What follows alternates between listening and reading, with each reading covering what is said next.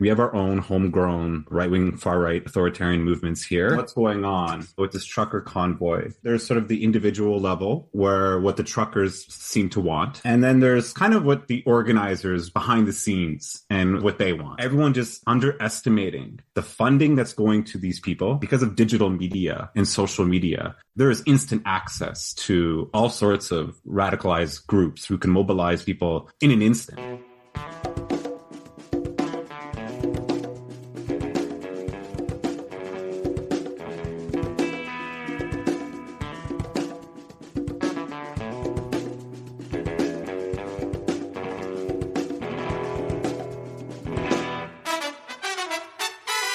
Welcome to episode 99 of the Refuse Fascism podcast.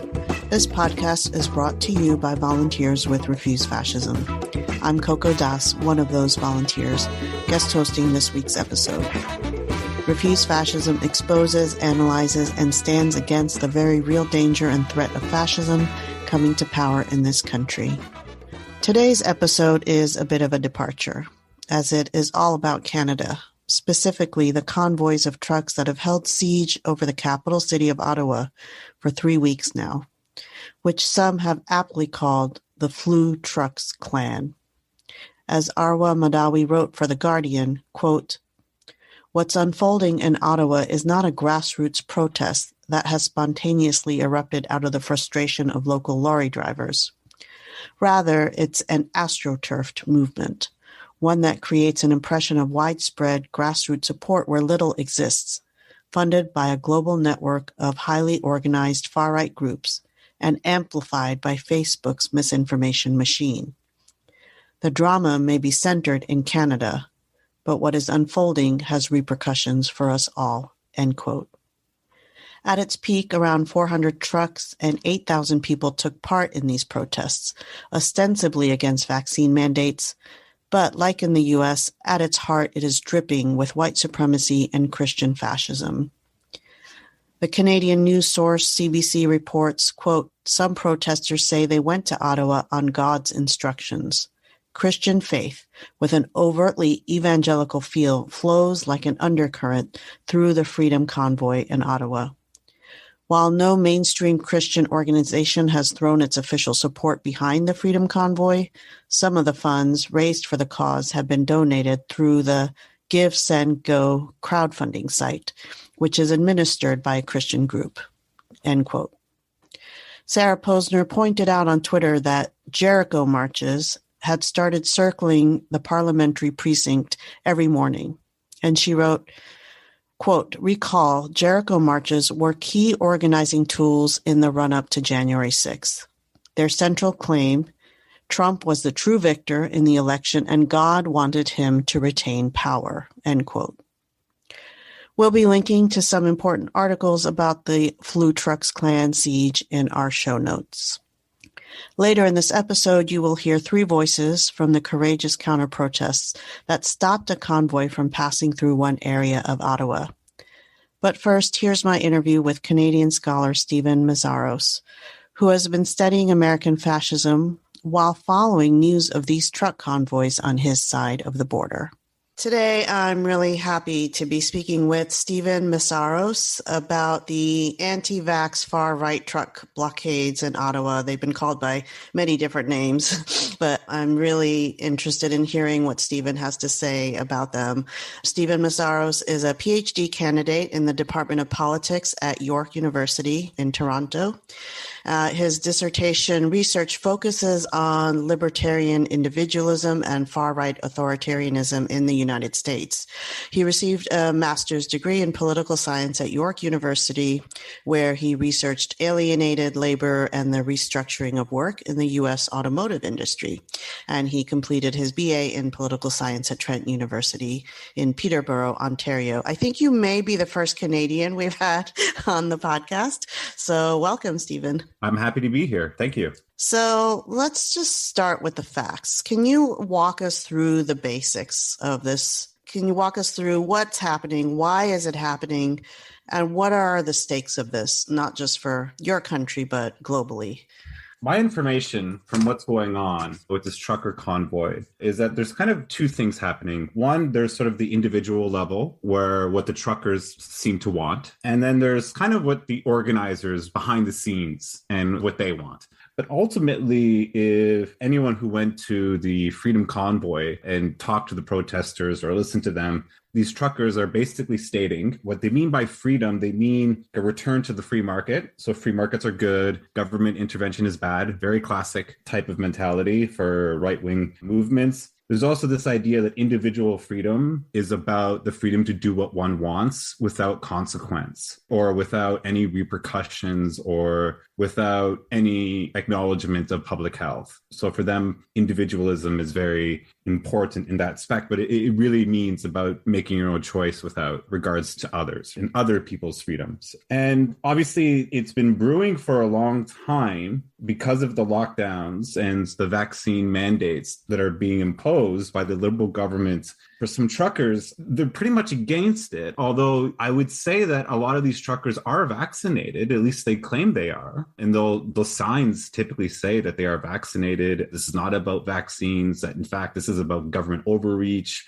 So it's easy to see them as sort of like anti-vaxxers, but I'm not sure if that's the major concern. They're very wary of tyranny. They kind of view the Liberal government of Canada, the Prime Minister Justin Trudeau, as a tyrant. He is a dictator. And this type of thinking has been the case for the past few years. Since Trudeau got elected in 2015, there's just been a huge sort of backlash among the right. And so the truckers, they kind of want their voices heard, but they also want to cause disruption for the sake of disruption. The one thing that I noticed is that there's a lot of hatred towards Justin Trudeau, our prime minister, but a lot of the lockdowns have been done in the, wearing masks and stuff like that. It was the Conservative government in Ontario that are enforcing these mechanisms. And so I don't see anybody calling for the death of Doug Ford. They are calling for the death of Trudeau. Some of them are. They see Trudeau as a tyrant, but somehow Doug Ford isn't, although there are criticisms of Doug Ford. Can you explain who Doug Ford is for those of us who... Doug Ford is the Premier of Ontario. He's a leader of the Conservative Party. I'm thinking in 2018, he ran a campaign based on a very populist rhetoric. So his campaign was based on, we're going to reduce the price of beer, buck a beer, like $1 a beer was kind of his idea. And that is a tactic sort of identify with the common person, right? Is to identify with this working class or, lower income people who like to drink beer, right? So we're going to drop it. We're going to bring back $1 a beer and we're going to allow beer to be sold in all sorts of stores. And it was really about those kinds of things. Everything else, things like healthcare, long-term care homes, all those topics were not really much of a concern. So Doug Ford is a populist conservative leader, and he has been. However, I will say since the pandemic, he's been a little bit more cautious, and you can see that in his face when he talks. But again, he refuses to take responsibility for the bigger problems of privatization of our long-term care homes and the lack of funding in healthcare systems that not only his government, but previous governments before have been reducing. I was struck by something this writer Arwa Madawi wrote for The Guardian about the trucker convoys. And she said it's not a grassroots movement, but a quote unquote astroturfed movement. It's funded by a global network of highly organized far right groups and amped up on Facebook and social media. And their agenda is actually not popular in Canada. Even among the cross-border drivers, 90% of them are vaccinated, as you were referring to. It's only a very small percentage of these truckers who have not gotten vaccinated or refuse to get vaccinated. The Canadian Truckers Association has disavowed these protests, and 84% of the population, including children in Canada, have received at least one vaccine dose. So, here in the U.S., I'm paraphrasing the revolutionary leader Bob Avakian, who's been studying the American fascist movement for decades, at least going back to the Clinton years. Here he says, this shining city on a hill, referring to how Reagan talked about the U.S., this shining city on a hill is full of fascists. I mean, Trump got over 74 million votes. And, even if all of them are not hardcore fascists, Trump has galvanized a fascist movement here. But I don't get the sense that this is true in Canada, but maybe I'm wrong. What do you think this trucker convoy portends about rising right-wing authoritarianism in Canada? And how serious do you think this threat is? It's a very good question. And this goes back to sort of the first question you asked, where I said, there's an individual level, so sort of what the truckers are saying, and then the actors behind the stage, who's organizing this. And you've pointed out an article that highlights this kind of a top-down organized and orchestrated event as opposed to a organic grassroots mobilization efforts, which is what a lot of people seem to think. Now, is there a significant threat?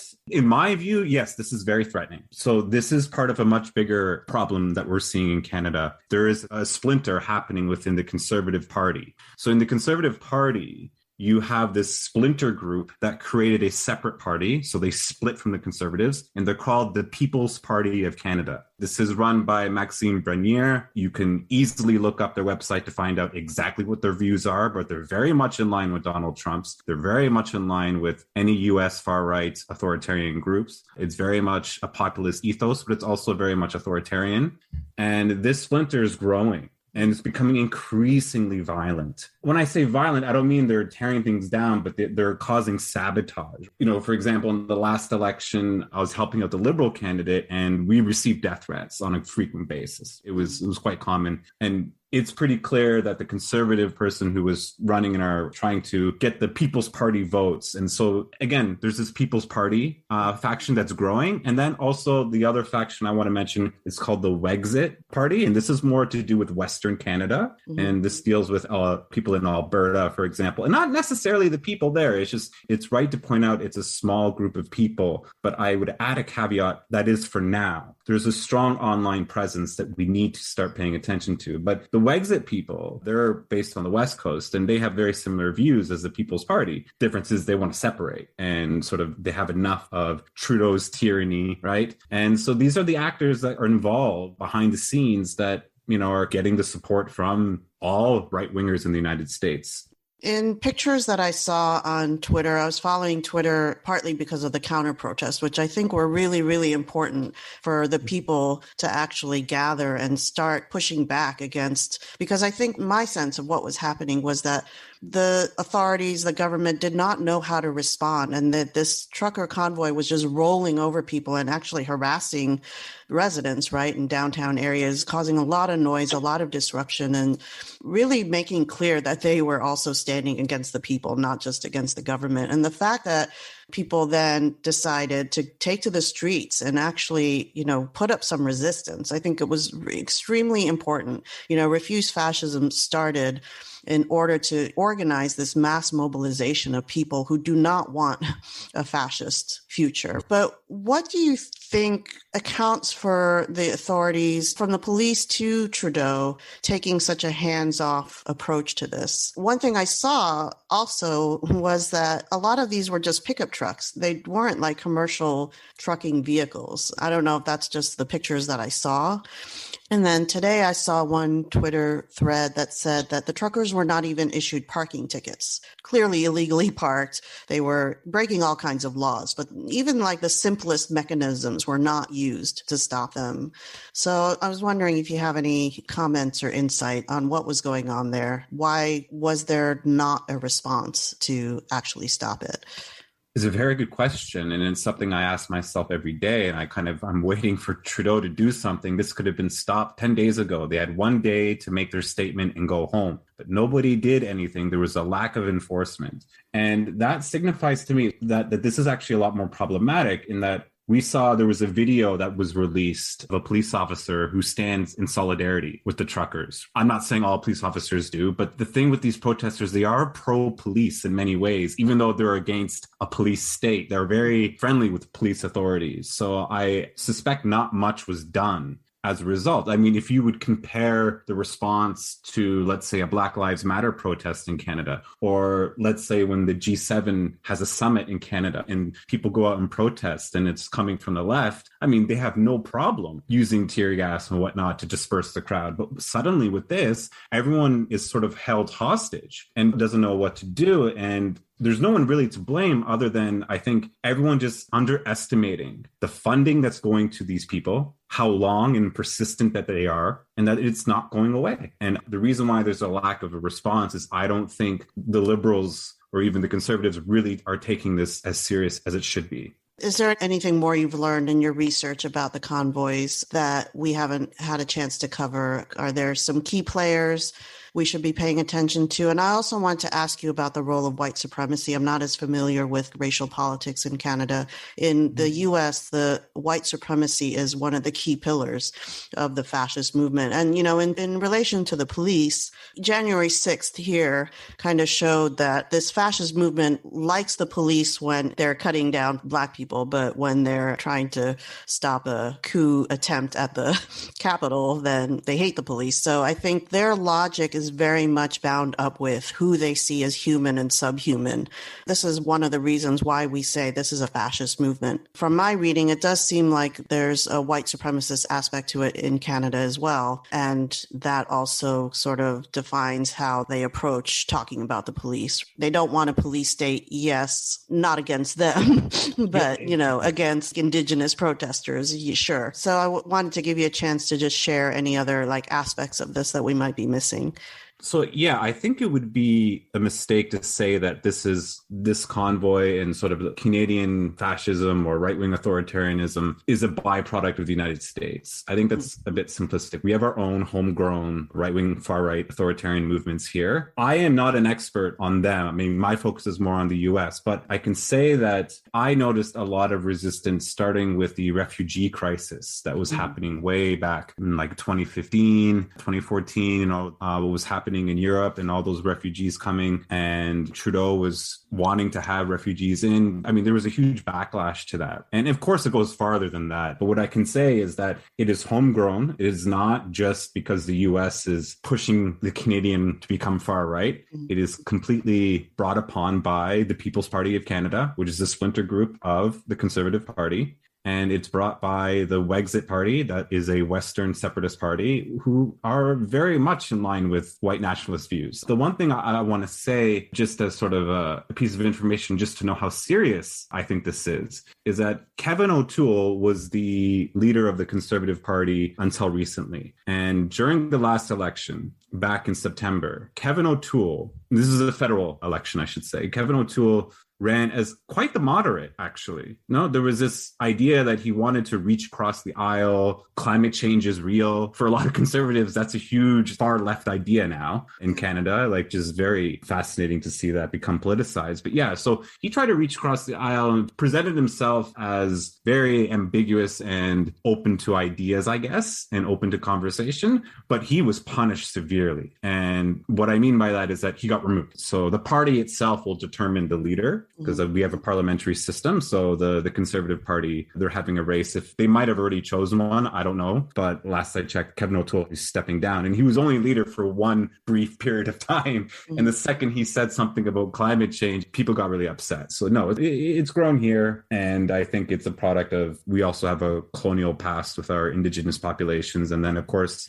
there's a reactionary response to Trudeau, for sure.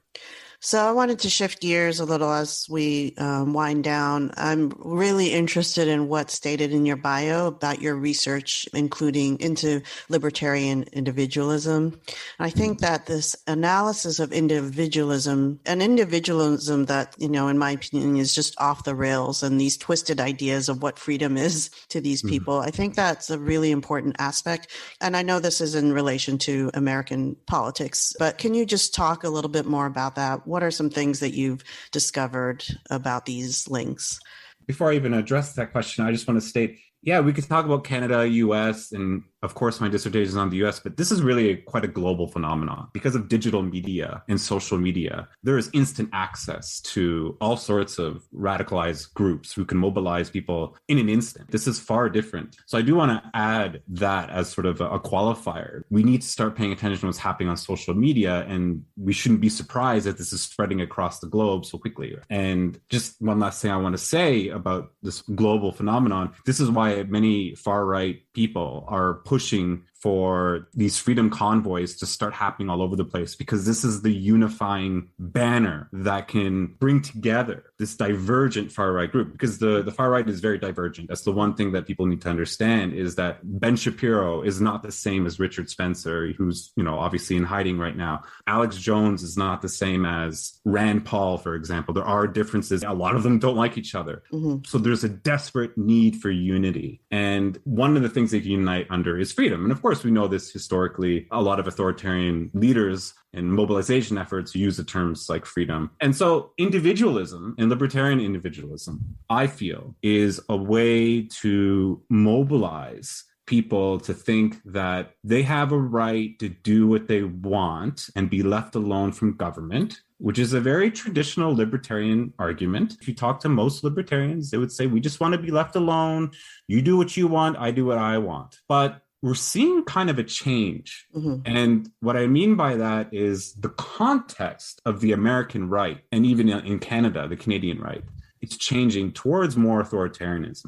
Yeah. And within that context, individualism now means something else. It doesn't just mean I want to be left alone by the government and be self-sufficient, those survivalists. Now it's not only do I want to be left alone, but I want to have the right to cause hate and violence towards what I deem as threats, such as immigrants, for example. Mm-hmm. I want the right to spread an infectious virus without any consequence whatsoever. A classic quote I'll just say, it's like, the Tea Party quotes like, don't tread on me. Well, that's a traditional libertarian argument, but that's no longer the case in my view. What we're seeing is that under an authoritarian right-wing context, libertarianism means don't tread on me and I will tread on you. So right. It's a hierarchical form of individualism. And they're saying libertarian, they're saying individualism, but this is no longer within a liberal context. This is within authoritarian context. Mm-hmm. So it has different meanings. Yeah.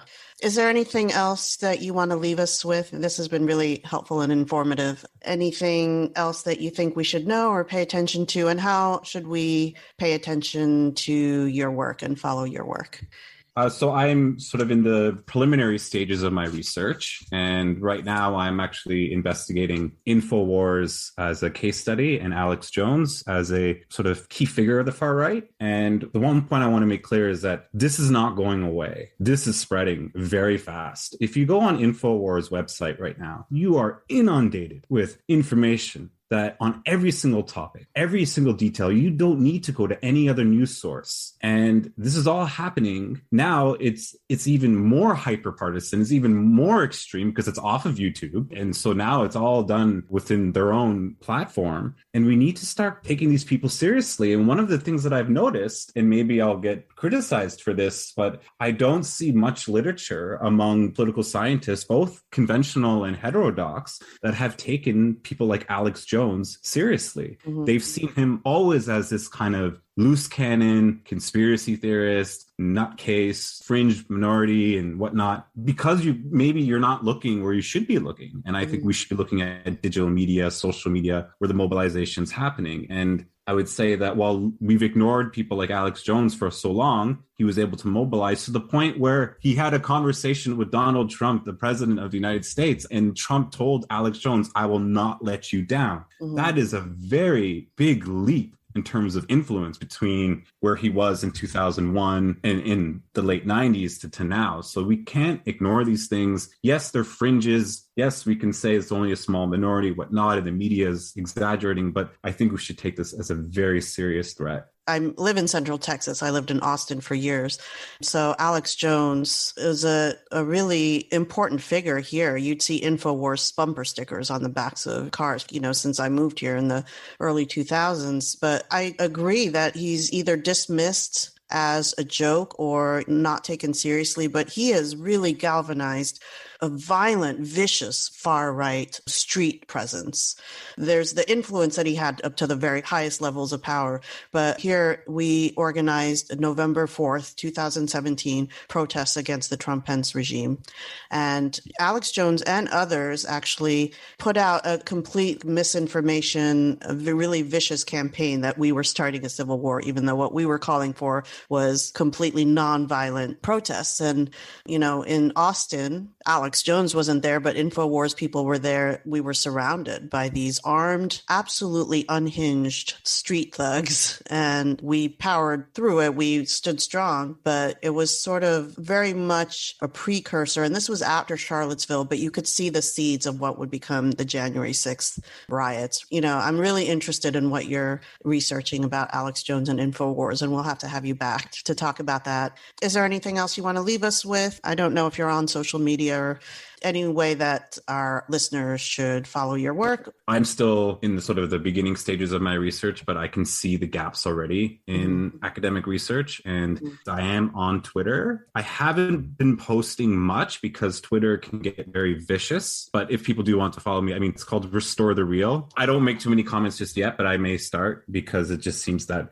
there needs to be a voice about this. And it's been great talking, and anything I can do to help, I'd be happy to do so. Okay. Thank you so much, Steven. Thank you for taking the time to chat with me, and good luck with your research. I think it's really important. Thank you. Now let's listen to the voices of 3 people who were involved in counter protests. First, you'll hear from Sam Hirsch, who is on the board of directors of Harassing Ottawa, a grassroots organization dedicated to creating a city that genuinely works for everyone. Then you'll hear from Ottawa resident Andrea Hardin. And finally, you'll hear the voice of David Chernyshenko, a former Ottawa City Councilman. In terms of what a lot of us here call occupation, when they first came here, almost close to 3 weeks now, I went for a walk with a friend of mine around the area. I live downtown, but I went a bit near Parliament Hill. We went walking around, and the first 2 days, it was very clear to us what it was. It was very clear to us that it was a far-right occupation right off the bat. You could tell they were going to be there for a long time. They said they wouldn't leave, because there had been a similar protest, actually, whatever you want to call it, demonstration in 2019 in Ottawa when they came to Parliament Hill. They called it the United We Roll convoy, and they did the same thing, except they left after a day. And we did have a counter protest to that. So folks were thinking of organizing something, but, only found out a couple of days before they were coming in. So, I was like, what, they'll probably just leave after a couple hours and that'll be that. But that's not what happened. There's multiple things in the way of causing harm. The most obvious is obviously, people getting harassed in the streets, elderly people going to get groceries, queer folks in, racialized folks, the Black, Indigenous, people of color, communities who feel threatened and unsafe to walk on the street. I'm Jewish myself, seeing Nazi flags hanging from hotel balconies, the 3%er flags, as you know, right, the white supremacist group in the US for folks in Canada who don't know.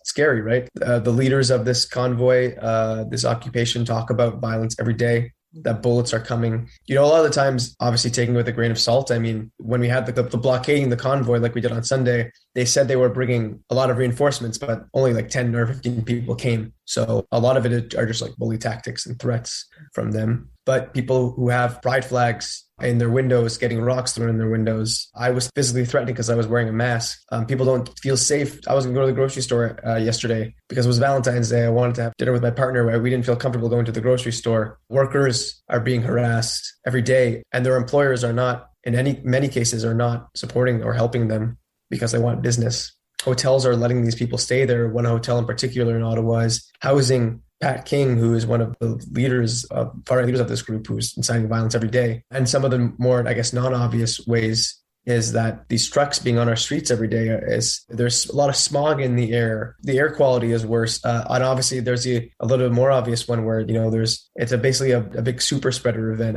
There's lots of people without masks, as I said, walking into stores to shop without masks, not listening to people. When grocery stores have had to close out of safety because when employees ask them to put on masks, they often get violent. The other day, on the Sunday, when I took a break from the blockade, I went into a Tim Hortons coffee shop here, and there was a couple that was part of the convoy not wearing their masks. And I turned to them and I said, if you really support workers, if your movement is really working class movement, you'll put on your mask or you'll leave. And they kept arguing with me, and they eventually left. And the workers thanked us for doing that because, a lot of these workers are afraid because they just want to be safe like anyone does at their job. So, and obviously there's the honking as well, which is, there was a court injunction that stopped that for a bit, but it's basically like sound torture, right? There's a lot of people, I don't live right in that area, but I have a lot of friends who do.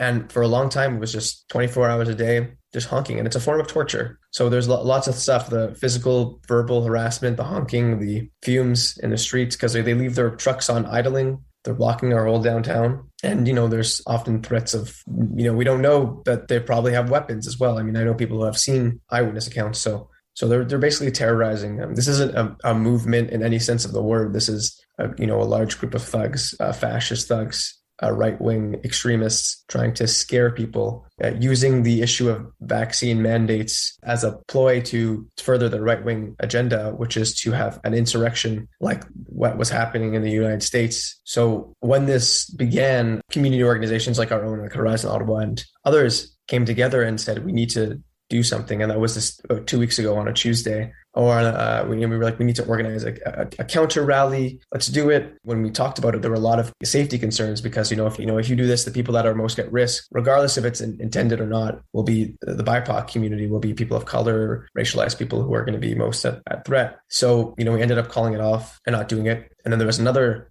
counter rally planned on the Saturday and canceled that one too. And after the first week, a lot of people were demoralized because people were scared and people were like, well, if we can't stand up in our community, like, what are we going to do?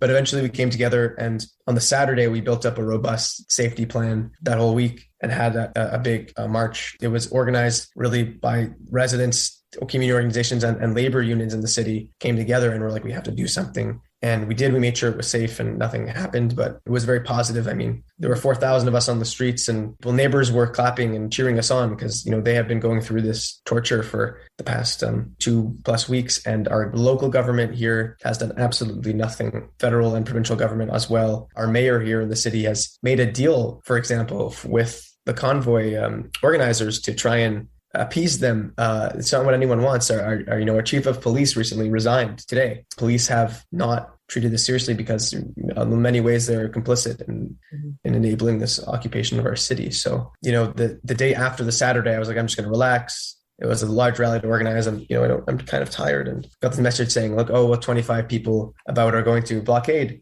this intersection. Are you going to, can you get other people? Can you come? And I said, sure, I'll be there. It started in a group of a dog walking group, I think. I went there, drove over there. There was about 30 people there at the start. I went there at around 9:15. It started at 9 a.m. Then it really grew exponentially from there. I posted online about it. A bunch of other people posted online about it. It just kept growing and growing.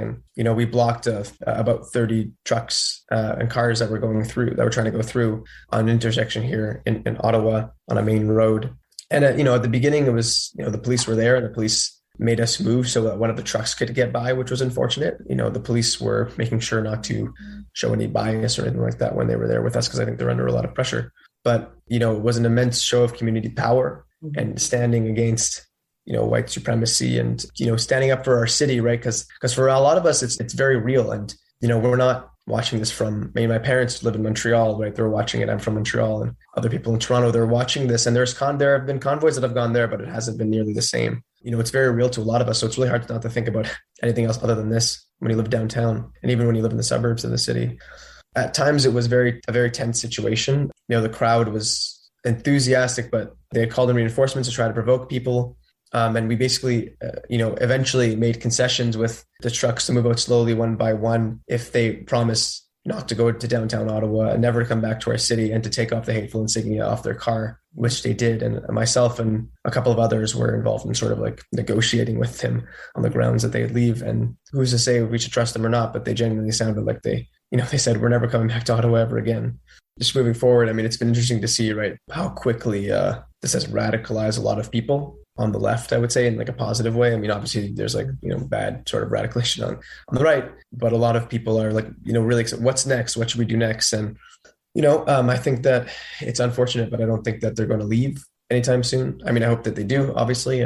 But if you're in the US, if you could come help us out, come over here, join us in our next action that's taking place. They have people coming over from all over. So, I think, why can't we have cross-country international movement against these folks in our cities to run them out, because the police are not doing it. And obviously we want to be as safe as we can, but we also want to stand up for folks in our city and in our country and against the far right internationally, and show that, these folks are not welcomed here in our city. Another thing, I guess, finally, is the conception of this being a working class movement, because I've been seeing this being covered right in the US and certain mainstream outlets. And that's the line that people are saying, or this is a trucker movement for truckers. That's not what it is, right? Like 90% of truckers are vaccinated. in Canada, the Teamsters Union in Canada condemned this as not part of them. So, I mean, it's really not right to use that term. This is, the leaders are not truckers. They're not workers. They're, in many cases, wealthy owners of their own business or anything like that, right? So in many cases, they're like the petty bourgeoisie. They're not working class people. I mean, I saw a couple people at that convoy driving Lincolns. That's just one thing for sure that I would, for people and, across the country and internationally, to think about that this isn't a working class movement. And it's a movement to embolden the far right and force, hateful ideas at the head of our government. I consider myself sort of a social movement organizer of like 15 plus years. I've attended demonstrations here. I've organized demonstrations here. I've organized nonviolent civil disobedience training. I've done de-escalation techniques, but the way the convoy is being treated in downtown Ottawa is unlike anything I've ever seen. I personally was asked to get off of Parliament Hill because I accidentally had a stick in a propped oil barrel at the time, and it was considered a weapon. If you look at the police response to G20 in Toronto and various anti-war marches we've had in Ottawa, very, very starkly different. So I think there are people here that already understand the reasons to defund the police or have various levels of questioning of the police. And I think there's a growing population of people basically saying, what the hell is going on? This is unacceptable. How is this happening in our city? So I think there's various layers of what people are feeling at this moment. Certainly, I know people who live in Centretown, and what's happening there is absolutely unacceptable. People are being harassed for wearing a mask. People are ripping masks off their face. They're being spat at. They're being shoved and pushed. And worse, there was an attempted arson at an apartment building downtown, allegedly because of a interaction that happened between folks who were living there and were frustrated and convoy folks who were blowing their air horns, right? Mm-hmm. So it's been a very tense moment overall living in Ottawa these past couple of weeks, I would say.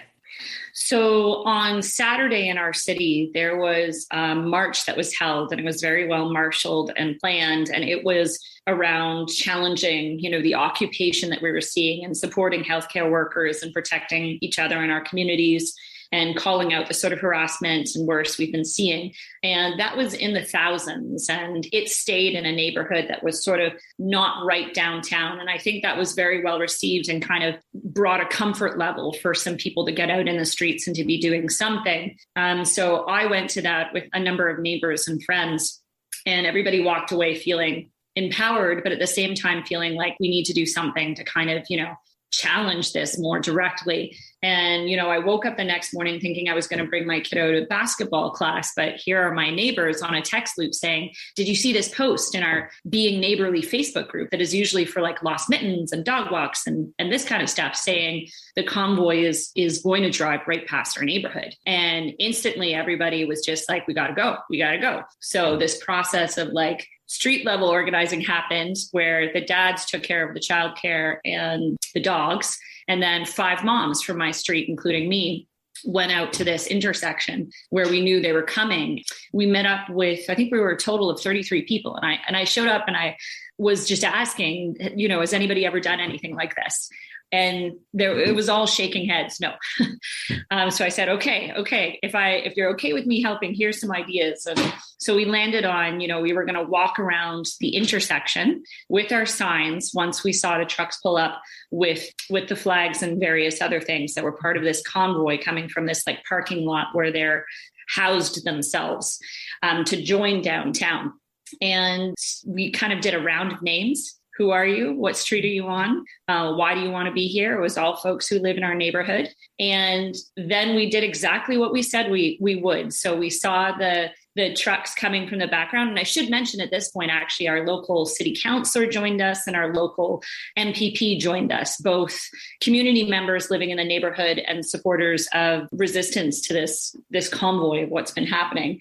So we instantly took the intersection, and then there was this process of needing to make space to allow some of the cars that were clearly not convoy related and were in the wrong place at the wrong time through. And in the process of doing that, there were several trucks that tried to jump into the lane and get through. And before I knew it, I found myself throwing my back against the hood of one of these trucks and having it sort of slowly push me towards the car in front thinking just, we're here to stop this convoy and we're going to stop this convoy.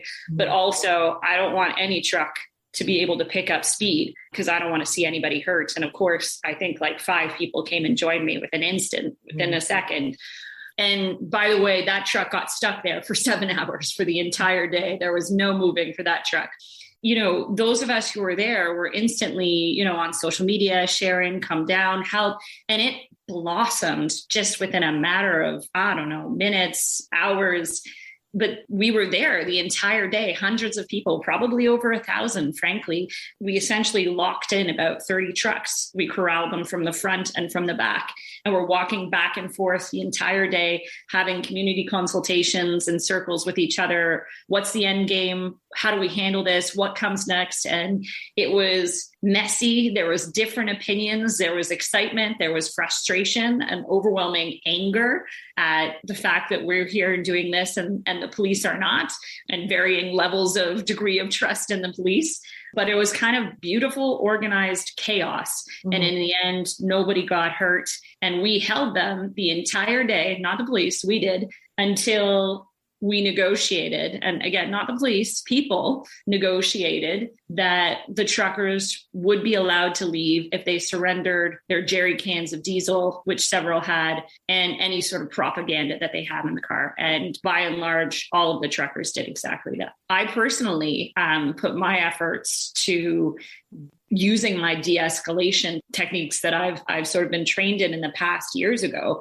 So basically, we had a couple of, I believe, outside convoy folks come to, I guess, see what was happening. There was a call out from Pat King, in fact, one of the so-called leaders over TikTok for people to show up and support fellow convoy folks.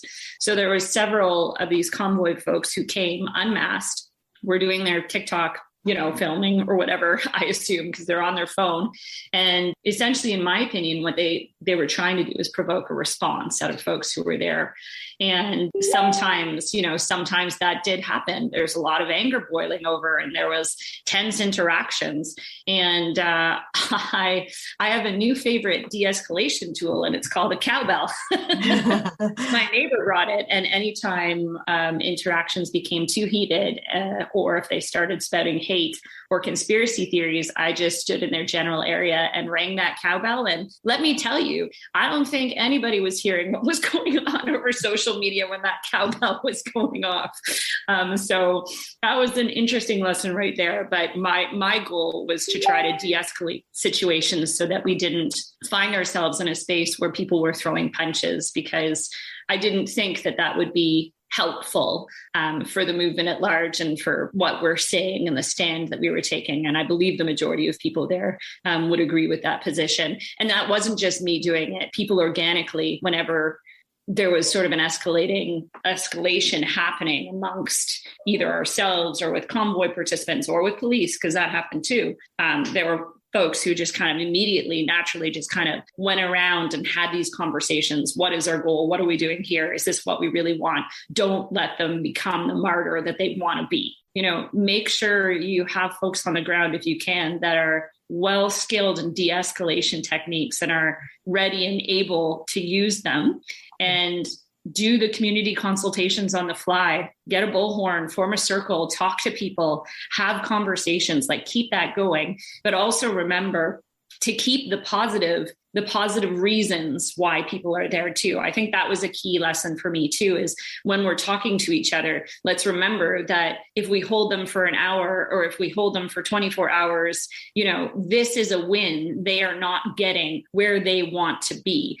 I live in a world where you do not expect anyone to engage in protest or political action with a violent side to it or even a bullying side to it. Because looking at words carefully here, we have seen very little overt violence in the sense of someone being hit. There haven't been any weapons seen. But let's look at that again more carefully. What we have seen is very large trucks 18-wheelers by the many dozens, perhaps hundreds, allowed to come right up to Parliament. So, right up to your state capital or the White House or Congress, practically to its doorsteps, and set up camp and not move for going on 3 weeks now. We saw it coming because this was broadcast weeks in advance that this trucker convoy, ostensibly to protest the vaccine mandate that if you wanted to be a trucker crossing the border between Canada and the US, you had to be vaccinated. Well, guess what? That is equally an American mandate as well as a Canadian one. We have both agreed that to reduce the spread of disease, to be a professional trucker, you had to be vaccinated, double vaccinated in order to make that move. Well over 90% of Canadian professional truckers abide by that, agree with it. The truckers' unions do, the major companies do, they support that. To the extent that the average person and the media could know what we're really looking at was actually a very disenchanted, angry group of almost entirely white right-wing groups that have engaged in a host of over-the-top rhetoric and rabble-rousing over a couple of years, collecting as they went various neo-Nazis, supremacists, and others, building social media networks. But in as much as any of this thing is well organized, because on the one hand, it's the absolute Keystone Cops. It's a gong show. It's a crazy bunch of disparate people with no organization whatsoever. On the other hand, they've managed to pull together fairly substantial numbers of trucks to come into the capital city. We were astounded that our law enforcement decided to let them right up to Parliament, to the core of the city, and effectively pull the trucks up, put the brakes on, some of them take the wheels off, and start setting up camps with every imaginable bit of a sort of a village brought in with them. This has never been allowed before. Only so-called truckers have ever been allowed to come with their vehicles right up to the center. The other thing that was very surprising, on one hand, not so much afterwards, was the 10 to 20,000 or so average citizens who came to support this because for various reasons they saw it as Canadians standing up against big government, COVID measures, overreach, no one's got the right to stick something in my body, etc. A host of grievances and the people wanting to, outwardly average mom and pop and the kids coming up for a big rally and a party. But the naivete to not know who they were actually providing cover for. Mom and pop and the kids are here for a protest, but they're providing cover to a siege. And where it becomes violent is we have roaming groups of typically burly men and pickup trucks roaming the streets, shouting at people, hey, mask boy, what are you afraid of? Take off the mask or I'm going to rip it off you. Intimidating everyone. Just so happens that Ottawa's gay village is very close to where they first set up, intimidating anyone with the rainbow flag, anyone who they thought looked like they were gay, and on the list I can go. Restaurants where two people walk in with no masks and say, I want to eat. And they're told, we'd love to have you eat. You're going to wear masks and can I see your vaccine QR code? I have a right. I have a right to be in here. Is the owner? And then out it comes. Is the owner, and I'll pick a random country name just to show you what this is like, but I don't want to identify the establishments. Is the owner Indonesian? Okay, what does that mean? Well, I guess it means that if the owner is Indonesian, they're somehow inferior and are being targeted. We were all told this has the potential to get violent. Please stay at home. Do not engage in counter-protests. So like good Canadians, we sat on our hands and did nothing and fumed and vented on Facebook and Twitter. But it built and built and built. And finally, when very literally here, 10 or so dog walkers on a Facebook group, women, saw that a route of the convoy from where they've set up camp at baseball stadium parking lot to drive through the city and do a slow roll, as in we were going to have them on our residential streets, that it was coming very close to us. They decided spontaneously on a Saturday night, we're going to go and we're going to be at that corner and block it. And so I woke up on a Sunday morning, 9:30, 10 o'clock, went online and whoa, we're here holding the line with 15 or 20 trucks blocked. We need help. So like a good, brave man, I said to my wife and 20-ish daughter, hey, who's with me? And we all agreed that we wanted to be there in solidarity with our neighbors and as a way to finally express just how angry we are with these people and with our own authorities for their incompetence to date of really cracking down on them. We took great pains while there to make sure that it was all kept peaceful. Lo and behold, the largest number of police I've seen in many, many weeks showed up as so-called liaison interveners. Now, I know many good police officers in this city, and I've worked with them. I do not understand what the strategy is, if there is one, but what it looks like to the outsider is because these people are white, ostensibly truckers, and look maybe like most of you, you're going to treat them very differently than an Aboriginal pipeline protest or a G20 summit march, where you wade in with truncheons with your shields and your full battle armor and sick the dogs on them. So that it all did come off peacefully and made its point, has ended up becoming a symbol in the city, nationally, and even internationally. Oh, yeah. People saying, so glad to see you do this. We were worried. We started to think, didn't know what to think. Canadians engaged in this kind of a thing? A, yes, some Canadians are, but B, most of us don't support it. Well, when we first arrived, it was minus 20 with the howling wind. So, you got the call to rush out and help your neighbors that required at least 15 minutes of putting on the right clothing. So once we got on all the cold weather gear, knowing we might be there for a while, and marched, in our case, the 10 minutes to get there and cross the bridge, there was that moment of trepidation. I've never been involved in counter protest, in facing off against another group. I didn't know what to expect. And frankly, I didn't know if I'd have the nerve if it looked like we were outnumbered and something nasty was going down. It was clear there was the critical mass that I and, my family could walk in and say, we're here, we're going to stand here, start to figure out who's doing what. Is there an organization going on here? And when we came back for another 3 hours in the afternoon, it had swelled from that 100 or so to 1,000 or so. And food was arriving, and this was fascinating.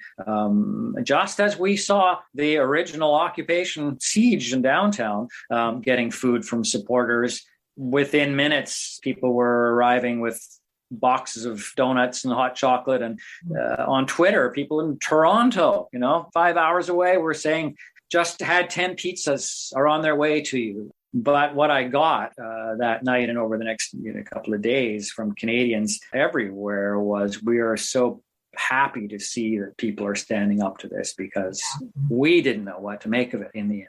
A couple of things struck me as I was listening to these compelling stories.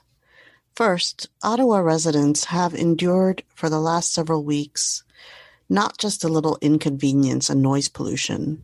They have indeed been under siege by a fascist movement with global reach that is tearing up the world as they know it, emboldening and reinforcing each other every day that they are not stopped, and signaling that they are determined to be the future of Canada.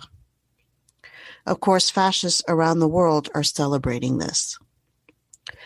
Second, that there was contention and disagreement about taking action to resist this siege, with the standard excuses that standing up to these bullies will bring revenge against the marginalized communities of people of color or LGBT people, or that standing up to them will cause violent clashes that will further feed the right-wing talking points.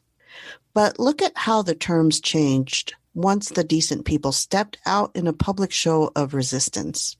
What is most dangerous to marginalized communities, and what will ultimately bring the most violence to humanity? Counter-protesting now to stop these convoys, or allowing a fascist movement to grow and metastasize and take hold over every institution in society? It is really that simple. And the people of Ottawa showed how it can be done so that the people on the side of justice maintain their discipline and are not provoked. Ultimately, fascism has to be stopped by the people. And this cannot be done from the sidelines or the so-called comfort of our safe spaces. No place is safe from fascism, which is one possible resolution to deep crises that every nation in the world faces under the system we live under. a worldwide system of capitalism, imperialism. We will continue to bring out the various dimensions of this in future episodes. Thanks for listening to the Refuse Fascism podcast. We want to hear from you. Share your thoughts, questions, ideas for topics or guests, or lend a skill. Tweet me at Coco_DOS or our regular host at Sam B. Goldman. Or you can drop her a line at Samantha Goldman at refusefascism.org. Want to support the show? It's simple. Show us some love by rating and reviewing on Apple Podcasts or your listening platform of choice. And of course, hit subscribe so you never miss an episode. You can donate by visiting refusefascism.org and hitting the donate button. Venmo, refuse-fascism. Cashapp, refuse-fascism. Thanks to Sam Goldman, Richie Marini, and Lena Thorne for helping produce this episode. And thanks to our incredible volunteers, we have transcripts available for each episode. So be sure to visit refusefascism.org and sign up to get them in your inbox each week. We'll be back next Sunday. Until then, in the name of humanity, we refuse to accept a fascist America.